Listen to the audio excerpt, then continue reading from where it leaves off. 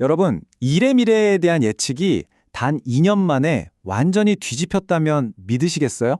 아니, 어떻게 이런 일이 가능할까요? 오늘은요, 세계경제포럼이 낸 두 개의 보고서를 가지고 이 미스터리를 한번 풀어볼 겁니다. 데이터 속에 숨겨진 단서들 같이 찾아보시죠. 이게 그냥 좀 빨라졌네 수준이 아니에요. 이건 뭐랄까 예측 자체가 의미가 없어질 정도로 엄청나게 가속이 붙어버린 거죠. 자, 그 증거들 지금부터 하나씩 보여드릴게요. 이 두 보고서를 나란히 놓고 보면요. 마치 타임캡슐을 여는 기분이에요. 아니, 불과 2년 전에 우리가 뭘 예측했는지 보면 진짜 깜짝 놀라실걸요? 데이터가 지금 우리한테 무슨 얘기를 해주고 있는지 한번 들어볼까요? 자, 먼저 2023년으로 돌아가 보죠. 이때만 해도 우리는 미래가 그래도 꽤 예측 가능한 속도로 차근차근 올 거라고 생각했잖아요. 물론 약간의 걱정은 있었지만요. 이때 나온 보고서를 보면 분위기가 좀 어두웠어요. 기술이 발전하면서 2027년까지 전 세계에서 일자리가 무려 1,400만 개나 순수하게 줄어들 거다 이렇게 예측했거든요. 한마디로 자동화가 우리 일자리를 다 뺏어갈 거야 하는 불안감이 팽배했던 거죠. 딱 그 분위기를 보여주는 숫자예요. 그래서 그때 예측의 핵심 키워드는 뭐였냐? 바로 기술이랑 지속 가능성이었어요. AI 전문가 같은 직업은 막 뜨고 단순 반복적인 사무직은 점점 줄어들고 뭐랄까 충분히 예상할 수 있는 그런 점진적인 변화를 그리고 있었던 거죠. 그런데 말이죠. 그 후 딱 2년 사이에 모든 판을 뒤엎어버리는 게임 체인저가 나타난 겁니다. 대체 뭐가 이 안정적인 예측을 산산조각 내버렸을까요? 변화를 이끄는 힘 자체가 그냥 완전히 달라졌어요. 보세요. 2023년에는 ESG, 녹색 전환 이런 좀 꾸준한 흐름이 중요했다면 2025년은 차원이 다르죠. 갑자기 생성형 AI가 펑 하고 터져 나오고 나라들끼리 경제 블록을 나누는 지정학적 분절 같은 훨씬 빠르고 예측도 안 되는 충격파들이 모든 걸 이끌기 시작한 거예요. 2025년 보고서는 딱 집어서 말해요. 바로 생성형 AI. 이게 그냥 기술 하나가 아니라는 거죠. 산업 전체의 판을 바꾸는 아예 근본적인 동력으로 보고 있는 겁니다. 자, 이렇게 거대한 게임 체인저가 나왔는데 그럼 미래 예측도 당연히 싹 다 바뀌어야겠죠? 그럼 2025년의 시각으로 다시 본 미래는 어떨까요? 이건 그냥 숫자가 좀 바뀐 게 아니에요. 일이라는 것 자체를 보는 관점, 패러다임이 통째로 바뀐 겁니다. 결과가 정말 놀랍습니다. 일자리 전망이 마이너스에서 플러스로 완전히 180도 바뀌었어요. 2030년까지 무려 2,200만 개의 새로운 일자리가 순수하게 더 생길 거라는 예측이에요.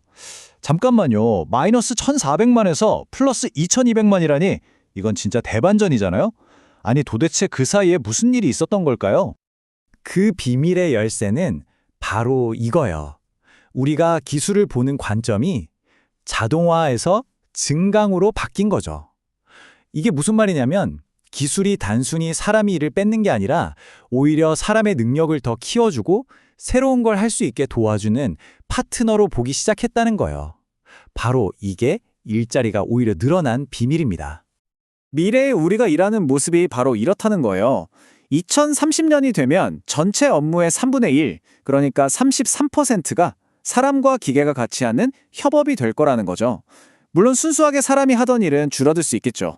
하지만 바로 저 협업 영역에서 우리가 상상도 못했던 새로운 가치랑 일자리가 폭발적으로 생겨난다는 겁니다. 2025년 전망을 한번 볼까요? AI나 데이터 관련 직업이 여전히 강세인 건 맞는데 보안 관리 전문가 같은 새로운 직업이 상위권으로 치고 올라온 게 눈에 띄죠. 근데 더 흥미로운 건 감소하는 직업 목록이에요. 회계사 및 감사원이 들어갔어요. 이게 뭘 의미하겠어요? 이제는 소위 전문직이라고 생각했던 영역까지도 AI의 영향권에 들어왔다는 명백한 신호죠. 자, 그럼 이 모든 변화가 나 자신에게 그리고 우리 회사에게는 도대체 뭘 의미하는 걸까요? 이제부터가 진짜 중요한 얘기입니다. 바로 그래서 우리는 뭘 해야 하는가? 이 새로운 환경에 어떻게 대비해야 할지 그 전략을 한번 살펴보겠습니다. 필요한 기술이 어떻게 바뀌었는지 보면요. 이건 정말 충격적이에요. 2023년만 해도 창의적 사고나 분석적 사고 같은 머리 쓰는 능력이 1등, 2등이었거든요. 근데 딱 2년 만에 AI와 빅데이터, 사이버 보안 같은 아주 구체적인 기술 스킬이 그 자리를 꿰찼습니다. 이게 무슨 뜻이겠어요?